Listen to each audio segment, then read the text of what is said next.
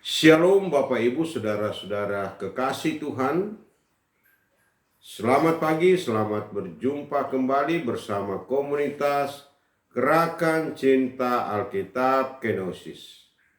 Dalam program membaca Alkitab secara berurut dan berkesinambungan.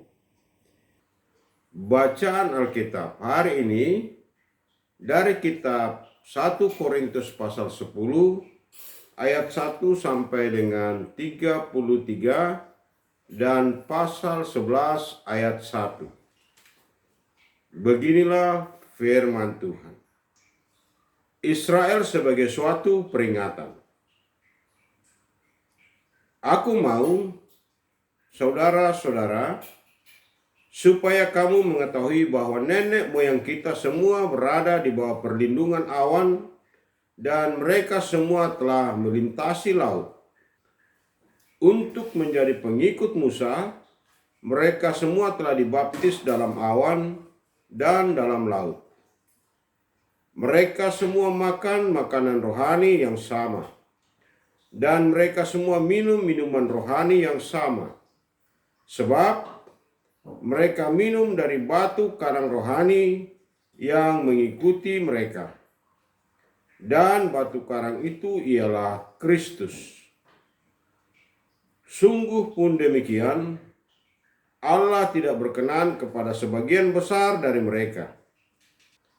Itulah sebabnya mereka dibinasakan di padang gurun. Semuanya ini telah terjadi sebagai contoh bagi kita untuk memperingatkan kita, supaya jangan kita menginginkan hal-hal yang jahat seperti yang telah mereka perbuat. Dan supaya jangan kita menjadi penyembah-penyembah berhala, sama seperti beberapa orang dari mereka. Seperti ada tertulis, duduklah bangsa itu untuk makan dan minum, kemudian bangkitlah mereka dan bersenang-senang. Janganlah kita melakukan percabulan, seperti yang dilakukan oleh beberapa orang dari mereka, sehingga pada suatu hari telah tewas 23.000 orang. Janganlah kita mencobai Kristus, seperti yang dilakukan oleh beberapa orang dari mereka, sehingga mereka mati dipagut ular. Janganlah bersungut-sungut, seperti yang dilakukan oleh beberapa orang dari mereka, sehingga mereka dibinasakan oleh malaikat maut. Semuanya ini telah menimpa mereka sebagai contoh dan dituliskan untuk menjadi peringatan bagi kita yang hidup pada waktu zaman akhir telah tiba.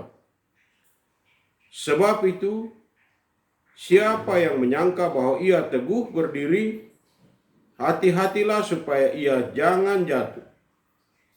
Pencobaan-pencobaan yang kamu alami ialah pencobaan biasa yang tidak melebihi kekuatan manusia. Allah itu setia dan tidak akan membiarkan kamu dicobai melampaui kekuatanmu. Pada waktu kamu dicobai, Ia akan memberikan kepadamu jalan keluar sehingga kamu dapat menanggungnya. Karena itu, saudara-saudaraku yang terkasih, jauhilah penyembahan berhala. Aku berbicara kepadamu sebagai orang-orang yang arif. Pertimbangkanlah sendiri apa yang aku katakan. Bukankah cawan pengucapan syukur yang atasnya kita ucapkan syukur adalah persekutuan dengan darah Kristus? Bukankah roti yang kita pecah-pecahkan adalah persekutuan dengan tubuh Kristus? Karena roti itu satu, kita sekalipun banyak adalah satu tubuh, sebab kita semuanya mendapat bagian dalam satu roti itu. Perhatikanlah bangsa Israel lahiriah. Bukankah mereka yang makan dari persembahan turut serta dalam pelayanan mezbah? Apakah yang kumaksudkan dengan perkataan itu? bahwa daging yang dipersembahkan kepada berhala adalah sesuatu, atau bahwa berhala adalah sesuatu? Bukan. Apa yang kumaksudkan ialah bahwa persembahan mereka adalah persembahan kepada roh-roh jahat, bukan kepada Allah. Lagi pula aku tidak mau bersekutu dengan roh-roh jahat. Kamu tidak dapat minum dari cawan Tuhan dan juga dari cawan roh-roh jahat. Kamu tidak dapat mengambil bagian dalam perjamuan Tuhan dan juga dalam perjamuan roh-roh jahat. Atau apakah kita mau membangkitkan kecemburuan Tuhan? Apakah kita lebih kuat daripada Dia? Segala sesuatu diperbolehkan. Benar, tetapi tidak semua berguna. Segala sesuatu diperbolehkan, tetapi tidak semua membangun. Janganlah seorang pun mencari keuntungannya sendiri, tetapi hendaklah tiap-tiap orang mencari keuntungan orang lain. Kamu boleh makan segala sesuatu yang dijual di pasar daging, tanpa memeriksanya karena keberatan-keberatan hati nurani. Sebab bumi serta segala isinya adalah milik Tuhan. Kalau kamu diundang makan oleh seseorang yang tidak percaya, dan undangan itu kamu terima, makanlah apa saja yang dihidangkan kepadamu, tanpa mengadakan pemeriksaan karena keberatan-keberatan hati nurani. Namun, kalau seseorang berkata kepadamu, itu persembahan berhala, janganlah engkau memakannya, oleh karena dia yang mengatakan hal itu kepadamu, dan karena keberatan-keberatan hati nurani. Yang aku maksudkan dengan keberatan, bukanlah keberatan hati nuranimu sendiri, tetapi keberatan hati nurani orang lain itu. Lalu, mengapa kebebasanku harus ditentukan oleh keberatan hati nurani orang lain? Kalau aku mengucap syukur atas apa yang aku turut memakannya, mengapa orang mencela aku karena makanan yang atasnya aku mengucap syukur? Jadi, baik kamu makan atau minum, ataupun melakukan sesuatu yang lain, lakukanlah semuanya itu untuk kemuliaan Allah. Janganlah membuat orang tersandung, baik orang Yahudi atau orang Yunani, maupun jemaat Allah. Sama seperti aku juga berusaha menyenangkan hati semua orang dalam segala hal.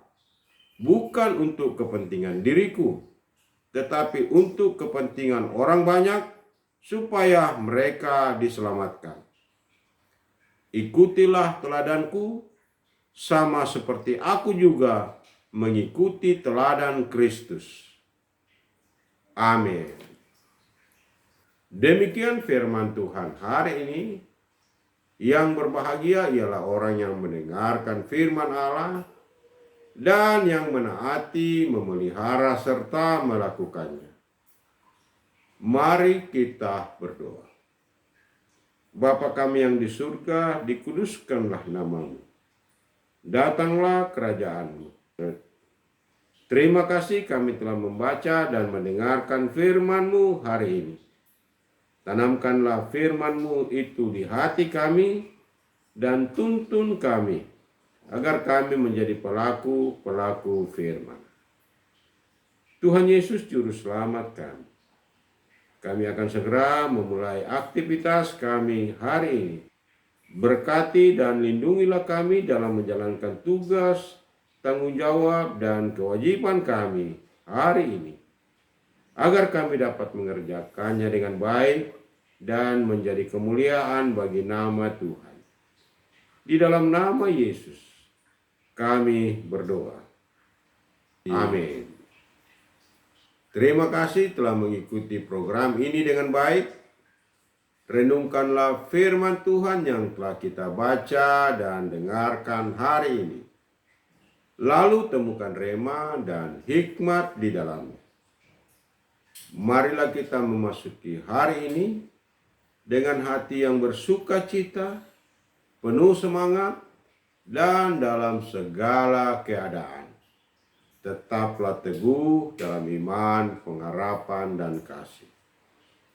Selamat beraktivitas dan Soli Deo Gloria. Amin.